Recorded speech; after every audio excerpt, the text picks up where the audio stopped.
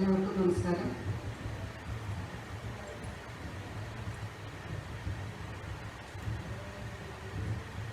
Covid മഹാമാരി നമ്മളെ എല്ലാവരെയും വല്ലാതെ മാനസികമായും സാമ്പത്തികമായും എല്ലാം തളർത്തിയ അവസരത്തിൽ നമ്മളെ വീണ്ടും തളർത്തിയ ചില വിനിയോഗങ്ങൾ കോവിഡിന് മുമ്പാണ് നമ്മളെ വിട്ടുപോയത്. ധനമായിട്ട് നമ്മളെ നയിച്ചിട്ട് പലരും നമ്മളെ വിട്ടുപോയി. അതിൽ നിന്നും മുക്തി നേടാൻ പ്രസിഡന്റായ ശ്രീരാമണ്ണൻ പ്രസിഡന്റ് ആയിരിക്കുമ്പോൾ നമ്മളെ വിട്ടുപോയി.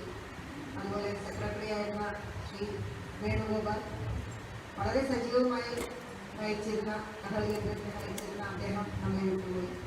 ട്രഷററായിരുന്ന കൃഷ്ണൻ നായർ അദ്ദേഹം നമ്മളെ വിട്ടുപോയി. ഇങ്ങനെ ഈ കുറഞ്ഞ കാലയളവിൽ കേന്ദ്രത്തിന് വളരെയധികം കനത്ത നഷ്ടങ്ങൾ സംഭവിച്ചിട്ടുണ്ട്. ഡോക്ടർ പി എസ് രാമൻ അദ്ദേഹം കഥകളി കേന്ദ്രത്തിൻ്റെ മുമ്പിൽ നിന്ന് കഥകളി കേന്ദ്രത്തിലെ കഥകളി ഏറ്റവും സാമ്പത്തികമായിട്ട് ബുദ്ധിമുട്ടുന്ന ഒരു കലയാണ്.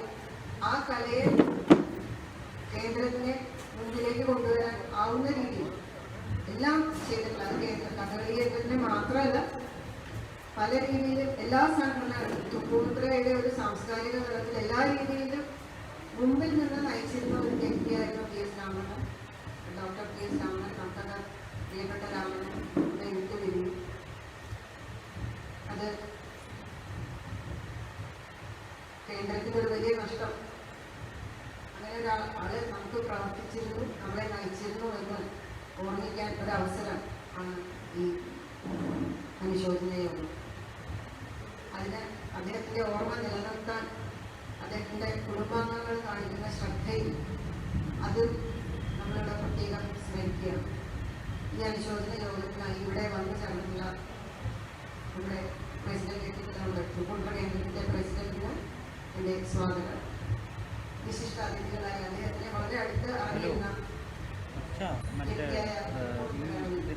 എറണാകുളം കോർപ്പറേഷൻ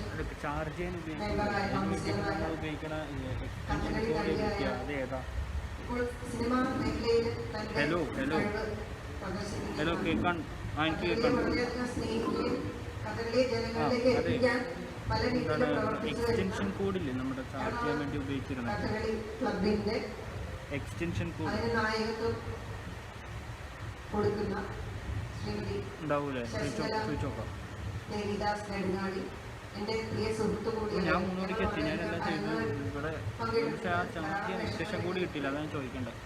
എൻ്റെ സുഹൃത്തു കൂടിയായ ശ്രീമതി ശശീല ദേവിദാസിനെ ഈ വേദിയിലേക്ക് ഞാൻ സ്വാഗതം ചെയ്യുന്നു. ഒപ്പം മെമ്പറായ അതിൻ്റെ കമ്മിറ്റി അംഗമായ ശ്രീ രാജ്മോഹൻ ഈ വേദിയിലേക്ക് സ്വാഗതം ചെയ്യുന്നു. അദ്ദേഹത്തിൻ്റെ കുടുംബാംഗങ്ങളായ മകനായ ശ്രീ ദിലീപ് അദ്ദേഹം ഇവിടെ വന്നു ചേർന്നിട്ടുണ്ട്. അദ്ദേഹത്തിനെയും ഈ വേദിയിലേക്ക് സ്വാഗതം ചെയ്യുന്നു. അപ്പോൾ ഇവിടെ വന്നു ചേർന്നിട്ടുള്ള എല്ലാ കമ്മിറ്റി അംഗങ്ങളും നമ്മുടെ വൈസ് പ്രസിഡന്റായിരുന്ന ശ്രീ MRS ജനറൽ തുടങ്ങി ഇവിടെ വന്നു ചേർന്നിട്ടുള്ള എല്ലാവരെയും ഈ യോഗത്തിലേക്ക് സ്വാഗതം ചെയ്യുന്നു. രാവണനെ ഒരിക്കൽ കൂടി സ്മരിച്ചുകൊണ്ട് നന്ദി, നമസ്കാരം. അടുത്തതായി അധ്യക്ഷ പ്രസംഗത്തിനായി തൃപ്പൂണിത്തുറ കഥകളി കേന്ദ്ര പ്രസിഡന്റ് ശ്രീ ദാമോദരൻ നമ്പൂതിരി സാറിനെ ക്ഷണിക്കുന്നു.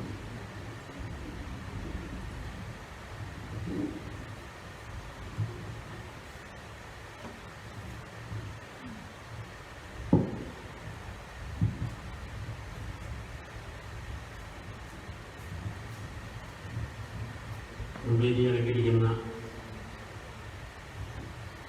ശ്രീമതി ശശികല ദേവി, കൊച്ചി കോർപ്പറേഷൻ കൗൺസിലർ കഥകളി ആർട്ടിസ്റ്റുമായിട്ട് ശശികല ദേവി, ശ്രീ രാജ്മോഹൻ വർമ്മ, തൃപ്പൂണിത്തുറ സംഗീത സഭയുടെ പ്രസിഡന്റ്, സദസ്യരെ, സഹപ്രവർത്തകരെ, രാമണ്ണൻ അന്ന് വിട്ടുപിരിഞ്ഞിട്ട് 2 വർഷം തികയുന്നു. കഥകളി കേന്ദ്രത്തിൻ്റെ പ്രസിഡൻ്റായിട്ട് കമ്മിറ്റി അംഗങ്ങളായിട്ട് ദീർഘകാലം പ്രവർത്തിച്ചു. തൃപ്പൂണിത്തുറയിലെ സാംസ്കാരിക രംഗത്ത് അദ്ദേഹം സംഗീതസഭയുടെ പ്രസിഡന്റ്, ക്രൈസ്തവ സേവാ സംഘത്തിൻ്റെ അംഗം ഉൾപ്പെടെ സാംസ്കാരികരുടെ ഒരു നിറസാന്നിധ്യം തന്നെയായിരുന്നു രാമണ്ണൻ. കൂടാതെ അദ്ദേഹം കഥകളി പഠിക്കുകയും ഒരേറെ വേഷം കെട്ടുകയും ചെയ്തു എന്നുകൂടെയാണ് ഞാൻ മനസ്സിലാക്കുന്നത്. കഥകളിയെ സ്നേഹിക്കുകയും കഥകളി വേഷം കെട്ടുകയും ചെയ്തു. രാമണ്ണൻ്റെ നേതൃത്വപാഠവും നമ്മൾ രസരഞ്ജന സംഘാടനത്തിൽ കൂടി കഥകളി കേന്ദ്രം അദ്ദേഹത്തിൻ്റെ നമ്മൾ അനുഭവിക്കുകയും ചെയ്തിട്ടുള്ളതാണ്. ഏത് വിഷമകരമായ ഒരു തീരുമാനം എടുക്കേണ്ട സമയത്ത് അത് നടക്കും, മുന്നോട്ട് പൊക്കോളും എന്നൊരു വാചകം എപ്പോഴും ഉണ്ടായിരുന്നു രാമണ്ണൻ്റെ. അതൊരു വലിയ ധൈര്യമായിരുന്നു സംഘാടന സമിതിക്ക്.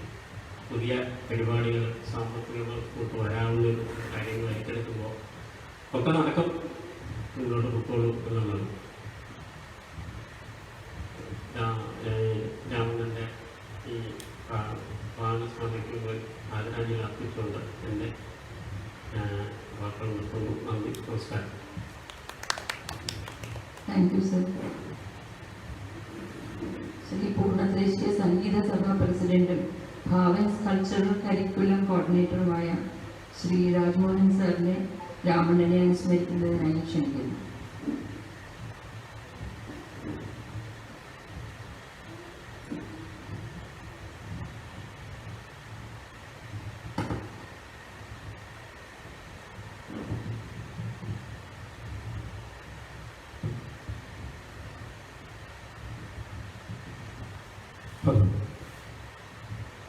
വേദിയിൽ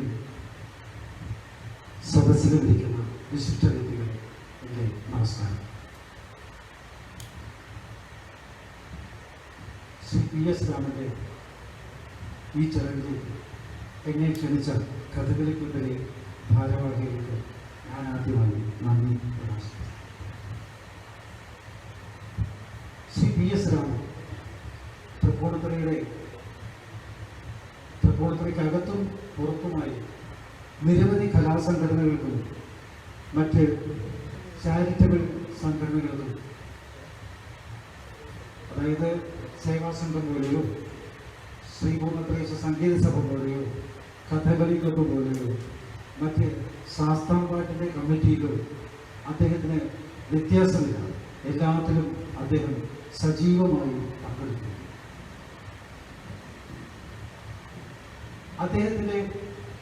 അദ്ദേഹത്തിന് കഴിവുള്ള സംഭാവനകൾ നൽകി, അതായത് സ്വയം അദ്ദേഹത്തിന് ചെയ്യാവുന്നതിൻ്റെ പരിധിയിൽ നിന്നുകൊണ്ട് അദ്ദേഹം സ്വയമായി സഹായം ചെയ്തു മറ്റുള്ള ധനസ്രോതസ്സുകളെ സമീപിച്ച് സമാഹരിച്ച ധനം അദ്ദേഹം കൃത്യമായി ഓരോ സംഘടനകൾക്കും വീതിച്ചു നൽകുന്നതിൽ അതീവ സാമർഥ്യം കാണിച്ചു. അദ്ദേഹം ഒരുവിധം തിരക്കുള്ള മനുഷ്യനായിരുന്നു.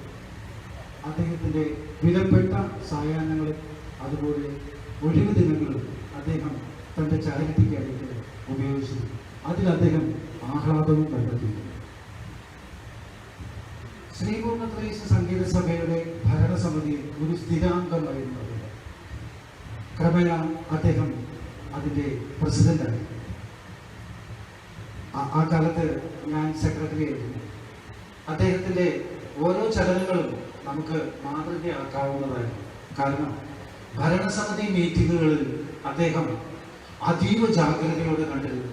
ഓരോ മീറ്റിങ്ങുകളും പ്രതിമാസം ഓരോ മീറ്റിങ്ങുകൾ നടക്കുമ്പോഴും അദ്ദേഹം ഓരോ വ്യക്തിയോടും അവരുടെ സമയനിഷ്ഠ, അതുപോലെ അടുത്ത സംഗീത പരിപാടിയുടെ ഭാവി പരിപാടികൾ, അതുപോലെ കഴിഞ്ഞ സംഗീത സദസ്സിൻ്റെ അവലോകനം, അങ്ങനെ ഭാവി പരിപാടികൾ, ആ ഭാവി പരിപാടികളിൽ ധനത്തിൻ്റെ സ്രോതസ്, ബഡ്ജറ്റ് തുടങ്ങിയവയെല്ലാം ഓരോരോ മെമ്പേഴ്സിൻ്റെ അടുത്തേയും അദ്ദേഹം അതെല്ലാം ശ്രദ്ധിച്ച് ക്രോഡീകരിച്ചുകൊണ്ട് അദ്ദേഹം തൻ്റെ പ്രസംഗത്തിൽ അതുകൂടി പറഞ്ഞതിന് ശേഷമേ അദ്ദേഹം ഓരോ മീറ്റിങ്ങുകളിലും അവസാനിപ്പിക്കാറുണ്ടായിരുന്നു. ശുദ്ധ സംഗീതത്തിൽ അധിഷ്ഠിതമായ ഏതൊന്നിലും അദ്ദേഹം നല്ലോണം സഹകരിച്ചിരുന്നു. മറിച്ച് ശുദ്ധ സംഗീതത്തിൽ അദ്ദേഹം വിശ്വസിച്ചില്ലെങ്കിൽ അദ്ദേഹം അതിന് പ്രതികൂല നിലപാടാണ് എടുത്തിരുന്നത്. എക്സാമ്പിൾ, കഥകളി സംഗീതമായാലും സോപാന സംഗീതമായാലും ഹിന്ദുസ്ഥാനി സംഗീതമായാലും സമ്പ്രദായ ഭജനയായാലും ശാസ്താംപാട്ടായാലും അദ്ദേഹം അതിനെ പ്രോത്സാഹിപ്പിച്ചിരുന്നു. സ്തുത്യർഹവും അതുപോലെ സത്യസന്ധവും സുതാര്യവുമായ അദ്ദേഹത്തിൻ്റെ കാഴ്ചപ്പാടുകൾക്ക് വളരെയേറെ പ്രാധാന്യമുണ്ടായിരുന്നു. അദ്ദേഹം അതിലൊക്കെ കഠിനമായി വിശ്വസിക്കുകയും ചെയ്തിരുന്നു. അദ്ദേഹത്തിൻ്റെ പൊടുന്നനെയുള്ള ആ ഒരു ദുരന്തവും ഞങ്ങളിലെല്ലാവരും അതിവേദനയോടെ തന്നെയാണ് കണ്ടത്. എനിക്ക് തോന്നുന്നു ഞാനും നടേശൻ മാഷുമായിരിക്കും ആദ്യം അവിടെ ചെന്നത്. അദ്ദേഹം പുഞ്ചിരിച്ച മുഖവുമായിട്ടാണ് അരങ്ങൊഴിയുന്നത്. അദ്ദേഹത്തെ കുറിച്ച് പറയുമ്പോൾ ഇവിടെ പറഞ്ഞില്ലേ, രാമണ്ണൻ, നമ്മളുടെയൊക്കെ രാമണ്ണനായിരുന്നു അദ്ദേഹം. കണ്ട നിറയിൽ അത് അദ്ദേഹത്തോടുള്ള കടപ്പാടിൻ്റെ സൂചനയായിട്ട് കണക്കാക്കുന്നു. ശ്രീപൂർണ്ണത്രേശ്വര സംഗീത സഭയും അതുപോലെ തൃപ്പൂണിത്തുറയിലെ കലാസംഘടനകളും അദ്ദേഹത്തോട് ഒരുപാട് കടപ്പെട്ടിരിക്കുന്നു. ഈ നേരത്തെ ഇവിടെ സൂചിപ്പിച്ച പോലെ അങ്ങോട്ട് തുടങ്ങും എല്ലാം ശരിയാകും. ആ ഒരു മനസ്ഥിതി, ദൃഢനിശ്ചയം ഞങ്ങളെയൊക്കെ മുന്നോട്ട് നയിക്കാനുള്ള ഏറ്റവും വലിയ ഒരു വാക്കാണ്. അദ്ദേഹത്തിന് മുമ്പിൽ, അദ്ദേഹത്തിൻ്റെ ആ സ്മരണയ്ക്ക് മുമ്പിൽ, ഓർമ്മയ്ക്ക് മുമ്പിൽ ഒരിക്കൽ കൂടി പ്രണാമം അർപ്പിച്ചുകൊണ്ട് ഞാൻ നിർത്തുന്നു. നന്ദി, നമസ്കാരം. Thank you Rajmohan sir. രാമണ്ണൻ്റെ നേതൃത്വ നാടകത്തെ ഒന്നും കൂടെ ഞങ്ങളെ ഓർമ്മിപ്പിച്ചു തന്നതിന് നന്ദി. അടുത്തതായി രാമണ്ണനെ അനുസ്മരിച്ച് സംസാരിക്കുവാനായി ശശികലയാണ് വിളിക്കുന്നത്.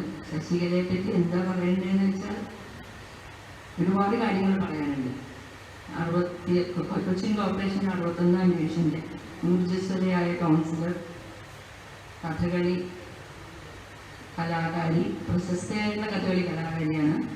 അതുകൂടാതെ കഥകളിയും സോപാനവുമായി സമന്വയിപ്പിച്ച് ഉള്ള പരിപാടികൾ നടത്താറുണ്ട്. എറണാകുളം കഥകളി ക്ലബിൻ്റെ കൺവീനറാണ്. ഇതിനെല്ലാം ഉപരിയായി കുറേ സിനിമകളിൽ അഭിനയിക്കുകയും ചെയ്തിട്ടുണ്ട്. അഡ്വർടൈസ്മെൻറ്റുകളും എല്ലാം ചെയ്തിട്ടുണ്ട്. അങ്ങനെ സകല കലാപ്രതിഭയായ ശശികല ദേവിദാസിനെ ഈ വേദിയിലേക്ക് ക്ഷണിക്കുന്നു.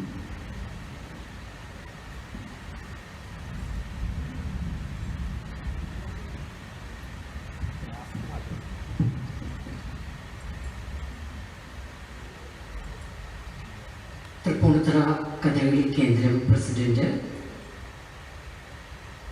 അതോടൊപ്പം തന്നെ രാമണ്ണനെ അനുസ്മരിച്ച് സംസാരിച്ച ശ്രീ ജയമോഹൻ,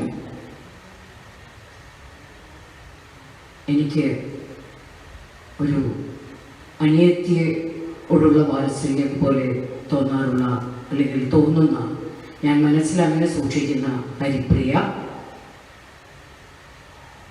സദസ്സിലിരിക്കുന്ന മഹൽ വ്യക്തികളെ, ആദ്യമായി തന്നെ രാമണ്ണൻ അനുസ്മരണത്തിന്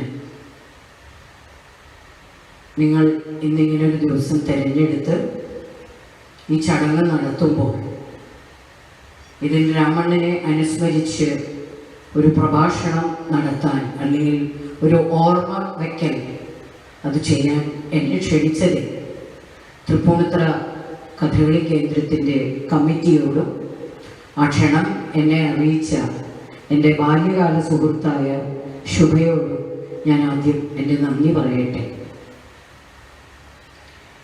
ഇവിടെ എല്ലാവരും രാമണ്ണൻ്റെ കലാസംഘടനകളോട് ചേർന്നുള്ള പ്രവർത്തനങ്ങളും മറ്റുമാണ് സംസാരിച്ചത്. എനിക്ക് അതല്ല പറയാനുള്ളത്. രാമണ്ണൻ എന്നും എനിക്ക് എൻ്റെ സ്വന്തം അച്ഛന് തുല്യമായിരുന്നു. കാരണം 3 വയസ്സ് മുതൽ ഞാൻ കണ്ടുവരുന്ന ഒരാളാണ് രാമണ്ണൻ. എന്നെ ആദ്യമായി YWCA നഴ്സറിയിലേക്ക് സൈക്കിളിൽ ചവിട്ടി സ്കൂളിൽ കൊണ്ടാക്കിയിരുന്നത് രാമണ്ണനാണ്. അന്ന് എറണാകുളത്ത് എൻ്റെ അച്ഛൻ വൈൻഡ് വയേഴ്സ് എന്ന് പറഞ്ഞൊരു സ്ഥാപനം നടത്തിയിരുന്നു. രാമണ്ണൻ തൃപ്പൂണിത്തുറയിൽ നിന്ന് എറണാകുളത്ത് ആദ്യമായി ഒരു ജോലിക്ക് എത്തുന്നത് വൈൻഡ് വെയേഴ്സിലാണ്. അച്ഛൻ വിളിച്ചിരുന്നത് സാമിക്കുട്ടി എന്നാണ്. അദ്ദേഹത്തിന് അന്ന് ആ പ്രായത്തിൽ അദ്ദേഹത്തിനുള്ള ജോലി, ഞാനും എൻ്റെ ഏട്ടൻ, ഞങ്ങൾ തമ്മിൽ 2 വയസ്സിൻ്റെ വ്യത്യാസമേ ഉള്ളൂ, കൃത്യമായി ഞങ്ങളെ നോക്കുക എന്നുള്ളതാണ്. അതുകൊണ്ട് തന്നെ പുല്ലപ്പടിയിൽ വൈൻഡ് വേഴ്സിൻ്റെ ഒരു ബ്രാഞ്ച് തുറക്കാൻ രാവിലെ പോകുമ്പോൾ സൈക്കിളിൻ്റെ മുമ്പിൽ അന്നൊക്കെ ഒരു കുട്ടികൾക്ക് ഇരിക്കാവുന്ന ചെറിയൊരു സീറ്റുണ്ട്, അതിൽ വെച്ച് ചവിട്ടി എന്നെ YWCA നഴ്സറിയിൽ വിടും. ഉച്ചയാകുമ്പോൾ അവിടുന്ന് എന്നെ തിരിച്ചു കൊണ്ടുവരണം. അപ്പോൾ വഴിയിൽ നിന്നൊന്നും വാങ്ങിക്കൊടുക്കരുത് എന്ന് കൃത്യമായ നിർദ്ദേശം അച്ഛൻ കൊടുക്കുമായിരുന്നു. എനിക്കാണെങ്കിൽ കുട്ടിക്കാലത്ത് ഐസ്ക്രീം വളരെ ഇഷ്ടമാണ്. ഒരു തരത്തിൽ രാമണ്ണൻ നമ്മൾ എത്ര വാശി പിടിച്ചാലും മേടിച്ചു തരില്ല. അപ്പോൾ സൈക്കിൾ ഇങ്ങനെ ചവിട്ടുമ്പോൾ എൻ്റെ കാല് കൊണ്ടുപോയിട്ട് ഞാൻ അതിൻ്റെ ഇടയിൽ വയ്ക്കും. ഒരു ഇത്തിരി കഴിയുമ്പോൾ എൻ്റെ കരച്ചിൽ കേൾക്കുമ്പോൾ രാമണ്ണൻ മനസ്സിലാവും എന്തോ പറ്റിയെന്ന്. സൈക്കിൾ നിർത്തി നോക്കുമ്പോൾ എൻ്റെ കാല് വീങ്ങിയിട്ടുണ്ടാവും. അപ്പം ഇത് അച്ഛനോട് പറയണമെങ്കിൽ രാമണ്ണൻ ഐസ്ക്രീം വാങ്ങി തരണം. ഇതാണ് ഞങ്ങൾ തമ്മിലുള്ള ഒരു കണ്ടീഷൻ. അങ്ങനെ ആ കുട്ടിക്കാലത്ത് എന്നെ നോക്കിയ രാമണ്ണൻ പിന്നീട് ഒരു 4-5 വർഷം കഴിഞ്ഞപ്പോൾ അച്ഛൻ്റെ സ്ഥാപനത്തിൽ നിന്ന് വിട്ടു. അദ്ദേഹം ആദ്യം ഒരു കേബിൾ കമ്പനിയുടെ റെപ്രസെൻറ്റേറ്റീവായി ജോലി ചെയ്തു. അത് കഴിഞ്ഞ് അദ്ദേഹം ബിസിനസ് ശൃംഖലയിൽ വലിയ ഒരു വൃക്ഷമായി വളർന്നു. ഇതൊക്കെയാണെങ്കിലും അതിന് ആദ്യമായി ഒരു കൈപിടിച്ച് അദ്ദേഹത്തെ ബിസിനസ് ലോകത്തേക്ക് കൊണ്ടുവന്ന എൻ്റെ അച്ഛനെ ഓരോ വളർച്ചയിലും അദ്ദേഹം കൃത്യമായി ഓർമ്മിച്ചിരുന്നു. അവർ തമ്മിലുള്ളൊരു സ്നേഹം ഒരിക്കലും എനിക്ക് മറക്കാൻ പറ്റുന്നതല്ല. കൂടുതൽ വളരുന്തോറും കൂടുതൽ എളിമയിലേക്കാണ് രാമണ്ണൻ പോയിക്കൊണ്ടിരുന്നത്. എനിക്കിപ്പോഴും ഓർമ്മയുണ്ട്, അദ്ദേഹത്തിൻ്റെ മകളുടെ കല്യാണത്തിന് വിനായകയിലാണെന്ന് തോന്നുന്നു, ഞാൻ കല്യാണത്തിൻ്റെ ഫോട്ടോ എടുക്കാൻ വേണ്ടി സ്റ്റേജിലേക്ക് എത്തിയപ്പോൾ അദ്ദേഹത്തിൻ്റെ സ്വന്തം മകളോട് പറഞ്ഞു, ഇതാരും തെരയുമാ, ഇതും എന്നോട് പൊണ്ണ്. അപ്പൊ എന്നും അദ്ദേഹം പറയാറുള്ളത് നീ എൻ്റെ മകളാണ് എന്നാണ്. അങ്ങനെ പറയുന്ന ഒരാളുടെ വിയോഗം ഒരു ദിവസം രാവിലെ ഉണരുന്നത് അത് കേട്ടിട്ടാണ്. അതിന് 2 ദിവസം മുമ്പാണ് എന്നോട് പറഞ്ഞത്, എവിടെയെങ്കിലും നീ ഒരു കർണശബദം കളിക്കാൻ പ്ലാൻ ചെയ്തോളൂ, അതിനു വേണ്ട സംഖ്യ ഞാൻ ചിലവാക്കും. അദ്ദേഹത്തിൻ്റെ നേതൃത്വത്തിലാണ് ഞാൻ ഇവിടെ ചക്കംകുളങ്ങര അമ്പലത്തിൽ ഒരു പ്രാവശ്യം കളിക്കുകയുണ്ടായി. അത് കഴിഞ്ഞ് എന്നെ കാണുമ്പോൾ എപ്പോഴും പറയും, എവിടെയെങ്കിലും നിന്നെ ഒരു പ്രാവശ്യം കൂടി കുന്തി കളിപ്പിക്കണം. കൃത്യം ഈ മരിക്കുന്നതിന് 2-3 ദിവസം മുമ്പ് ഞങ്ങൾ തമ്മിൽ എതിർച്ച സംസാരിക്കുകയും അന്ന് എന്നോട് കൃത്യമായി പറഞ്ഞു, കാശിൻ്റെ ബുദ്ധിമുട്ട് കൊണ്ട് കളിക്കാനുള്ള അവസരം ഉപേക്ഷിക്കരുത്, എവിടെയെങ്കിലും ഒരു കളി ഓർഗനൈസ് ചെയ്തു, അതിൻ്റെ സാമ്പത്തികം ഞാൻ നോക്കിക്കൊള്ളാമെന്ന്. അത് കഴിഞ്ഞ് കൃത്യം 3 ദിവസം കഴിഞ്ഞപ്പോൾ ഇദ്ദേഹത്തിൻ്റെ മരണമാണ് ഞാൻ കേട്ടത്. ഒരുപാട് നല്ല മനസ്സുള്ളവരെ, ഒരുപാട് സ്നേഹിക്കാൻ അറിയുന്നവരെ, കാപണ്യമില്ലാത്തവരെ ഈ ലോകം അധികകാലം വെച്ച് പൊറുപ്പിക്കില്ല.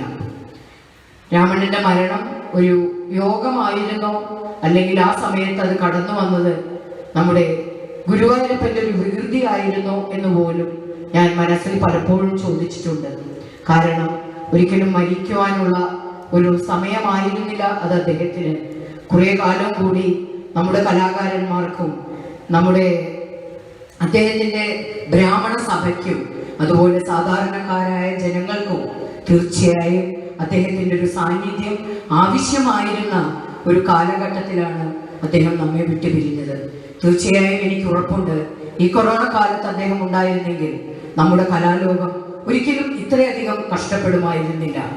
നമ്മൾ ചെന്നാവശ്യപ്പെട്ടാൽ തീർച്ചയായും നമ്മുടെ കലാകാരന്മാരെ സഹായിക്കാനുള്ള ഒരു സന്മനസ്സുള്ള ഒരു വലിയ വ്യക്തിത്വത്തിൻ്റെ ഉടമയായിരുന്നു അദ്ദേഹം.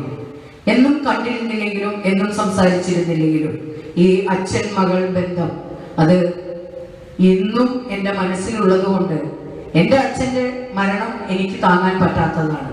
99 അച്ഛൻ പോയത് ഇന്നും ആലോചിക്കുമ്പോൾ കണ്ണു നിറയുന്ന ഒരാളാണ് ഞാൻ. അതേപോലെ തന്നെയാണ്, യാതൊരു വ്യത്യാസവുമില്ല, സ്നേഹം മാത്രം നൽകി എന്നെ കൂടെ നിർത്തിയ രാമണ്ണനെ ഓർമ്മിക്കുമ്പോഴും. അതുകൊണ്ട് തീർച്ചയായും ഇത്തരത്തിൽ 2 വാക്ക് പറയാൻ എനിക്കൊരു അവസരം തന്നതിൽ തൃപ്പൂണിത്തുറ കഥകളി കേന്ദ്രത്തിൻ്റെ ഭാരവാഹികളോട് നന്ദി പറഞ്ഞുകൊണ്ട് ഞാൻ എൻ്റെ വാക്കുകൾ അവസാനിപ്പിക്കുന്നു. Thank you Sasi. രാമണ്ണൻ്റെ ഓർമ്മകൾ പങ്കുവയ്ക്കാനായി ശ്രീ MRS മേനോനെ വേദിയിലേക്ക് ക്ഷണിക്കുന്നു.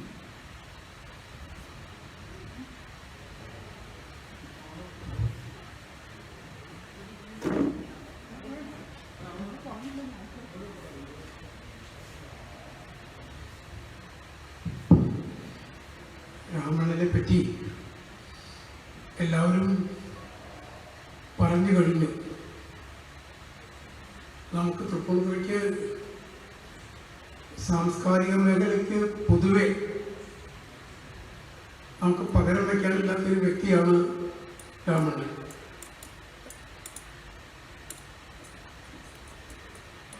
കഥകളി മാത്രമല്ല, സംഗീത സഭയ്ക്കും സ്ഥിരമായിട്ട് അയ്യപ്പമഠത്തിൻ്റെ അധ്യക്ഷൻ അദ്ദേഹമായിരുന്നു.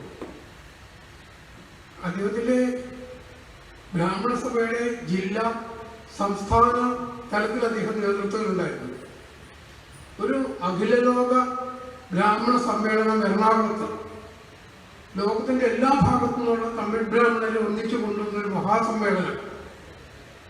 അതിന് വലിയ വിപുലമായ പദ്ധതികൾ നടപ്പാക്കാൻ ആവിഷ്കരിച്ചു ആ സമ്മേളനം. ആ സമ്മേളനം കഴിഞ്ഞപ്പോൾ ഞങ്ങളോട് പറഞ്ഞു, ഞാൻ ഈ കഥകളി ക്ലബിൻ്റെ ഭാരവാഹിത്വം ഇത്തവണ ഒഴിയണം എനിക്ക്, കാരണം മറ്റൊരു വലിയ ഭാരിത്വ ഉത്തരവാദിത്തം ഏറ്റെടുക്കാനുണ്ട് എന്ന് പറഞ്ഞു. പക്ഷെ അതൊന്നും നടപ്പിലാക്കാൻ ജഗദീശ്വരൻ അനുവദിച്ചില്ല.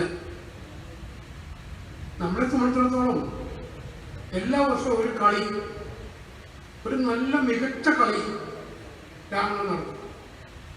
അതുപോലെ തന്നെ രാമണ്ണൻ അവരുടെ തമിഴ് ബ്രാഹ്മണരുടെ വാദ്യരെ കൊണ്ട് ഒരു തവണ 1 ലക്ഷം രൂപ ചെലവ് വന്നു. മതിയില്ല, 1 ലക്ഷം രൂപ ചെലവ് വന്നു. അതൊക്കെ സാധാരണ മനുഷ്യനായ വാദ്യരെ കൊണ്ട് എല്ലാവർക്കും നമുക്കൊരു കളി നടത്തിച്ചിരുന്നു. പിന്നെ നമ്മുടെ വാർഷികവും മറ്റ് പരിപാടികളൊക്കെ വരുമ്പോൾ നമുക്കൊരു ധൈര്യമായിരുന്നു.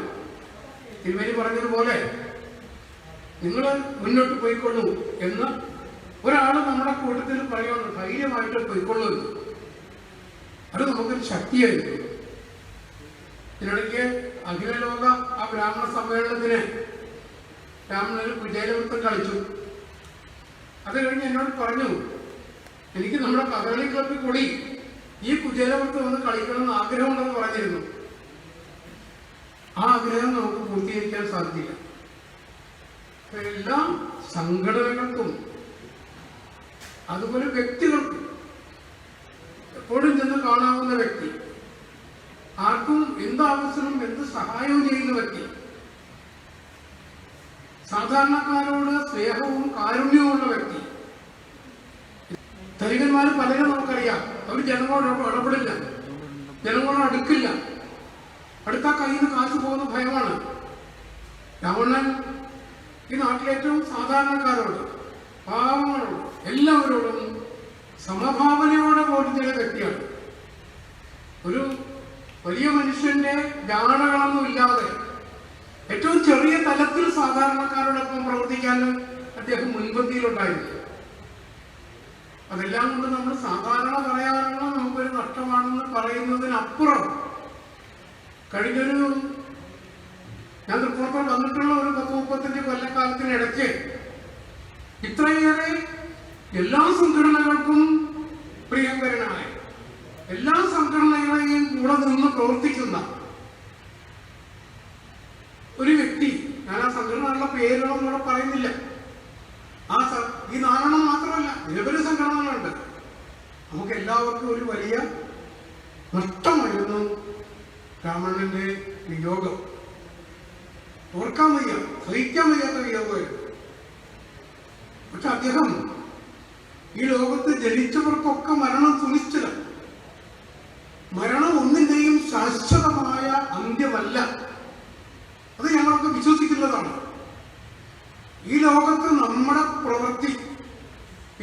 വേണ്ടിയിട്ടാണോ നമ്മൾ ലോകത്ത് വന്നിരിക്കുന്നത്, ജനിച്ചിരിക്കുന്നത്, ജന്മമെടുത്തിരിക്കുന്നത്? ആ പ്രവൃത്തി പൂർത്തീകരിക്കാൻ പ്രായം നോക്കാതെ ഏത് വലിയവനും ഈ ലോകം വിട്ടു പോകണം. രാവണന്റെ മരണം ദൈവികമായ ഒരു അനുഭവമായി. പൂജാമുറിയിൽ വെളുപ്പിന് പൂജാമുറിയിൽ കുളിച്ച് ധ്യാനിക്കാൻ നാമജപവും ധ്യാനവും പൂജയൊക്കെ കഴിഞ്ഞിരിക്കുന്ന സമയത്ത് മരിക്കുക.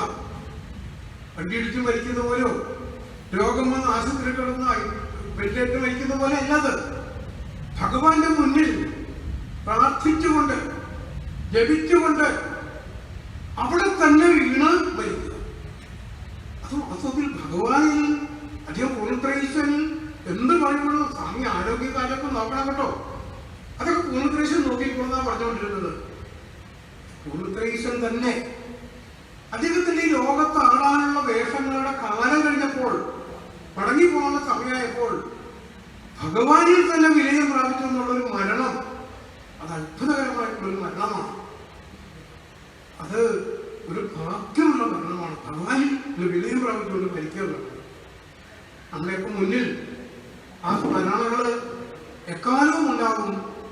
ആ സ്മരണ പുതുക്കുന്ന, നമ്മൾ ഓർമ്മിക്കുന്ന ഈ അവസരത്തിൽ അദ്ദേഹത്തിന്റെ സ്മരണകൾക്ക് മുമ്പിൽ ആദരാഞ്ജലികൾ അർപ്പിക്കുന്നു. നമസ്കാരം. Thank you. കൃതജ്ഞത രേഖപ്പെടുത്തുന്നതിനായി തൃപ്പൂണിത്തുറ കഥകളി കേന്ദ്രം executive member Shri R V Vasu ക്ഷണിക്കുന്നു.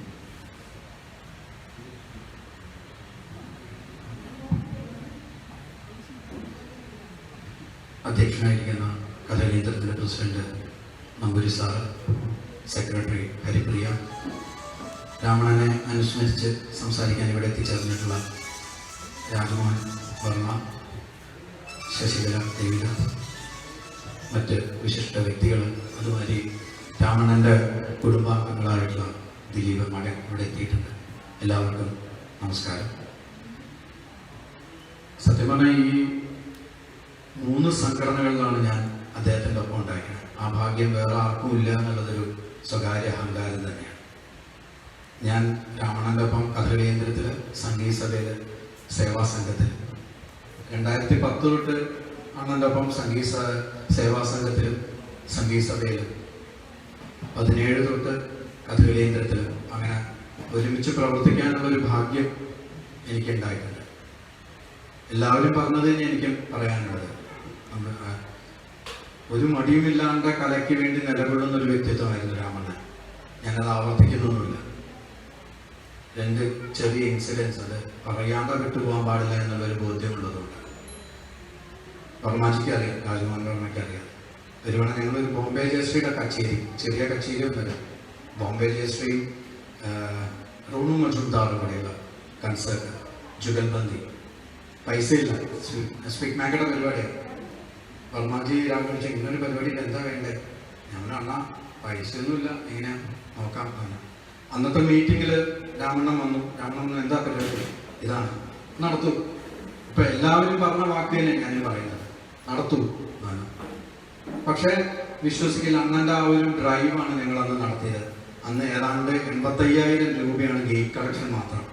രാമണ്ണൻ പൈസ തന്നൊന്നുമില്ല. പക്ഷെ രാമണ്ണൻ്റെ ആ ഒരു ഡ്രൈവ്, അല്ലെങ്കിൽ രാമണ്ണൻ നടത്തൂ എന്ന് പറയുന്ന ഒരു ഓർഡർ, അല്ലെങ്കിൽ ഒരു നിശ്ചയദാർഢ്യമാണ് ഞങ്ങളെ അത് നയിച്ചത്.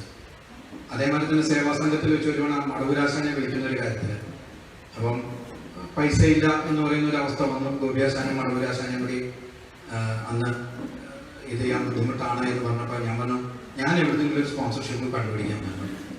അന്ന് രാമണ്ണനിൽ എൻ്റെ നമ്പറൊന്നുമില്ല. രാമണ്ണൻ ഞാൻ രാവിലെ വിളിച്ചു, അതെ സ്പോൺസർഷിപ്പ് ഒന്നും കണ്ടുപിടിക്കണ്ട, നമുക്ക് വേറെ വഴി ഉണ്ടാക്കാം, അത് മടവൂരാശാനെ കൂടി വിളിക്കാം എന്ന് പറഞ്ഞാൽ മടവൂരാശാൻ്റെ ബാണയുദ്ധത്തിൽ ബാണനാണെന്ന് വെച്ച്, എൻ്റെ ഒരു ഓർമ്മ തെറ്റാണെങ്കിൽ അറിയില്ല. പക്ഷെ എന്തായാലും നല്ലൊരു മടവൂരാശാൻ്റെ ഒരു നല്ലൊരു വേഷം വെച്ച് ആ ഒരു അവിടെയും അണ്ണൻ്റെ ഒരു ഡ്രൈവാണ്. ഏറ്റവും ഞങ്ങൾക്ക് വിഷമം തോന്നിയത് ഞങ്ങളുടെ പ്രസിഡന്റായിട്ട് നല്ലോണം ബുദ്ധിമുട്ടുണ്ടായിരുന്നു ഏറ്റെടുക്കാൻ. പക്ഷേ ഞങ്ങളുടെ ചിലവരുടെ നിർബന്ധം കാരണം മാത്രമാണ് അണ്ണനെന്ന്, രാമണ്ണൻ എന്ന് ഞങ്ങളെല്ലാം സ്നേഹത്തോട് വിളിക്കുന്ന ഡോക്ടർ PS രാമൻ അത് ഏറ്റെടുത്തത്. ആ ഒരു കാലയളവ് അദ്ദേഹത്തിന് പൂർത്തിയാക്കാൻ പറ്റിയില്ല. എന്തായാലും അദ്ദേഹത്തിൻ്റെ സ്മരണയ്ക്ക് മുന്നിൽ രാമണ്ണൻ്റെ പേരുള്ള ഈ അനുസ്മരണത്തിൽ വരാൻ പറ്റിയത് നമ്മൾ ഓരോരുത്തരെയും ഭാഗ്യമാണ്. രാമണ്ണനെ അനുസ്മരിച്ച് സംസാരിച്ച മേനമാഷക്ക് കേന്ദ്രത്തിൻ്റെയും നമ്മൾ ഓരോരുത്തരുടെ പേരും ഔപചാരികമായി നന്ദി രേഖപ്പെടുത്തിക്കുന്നു.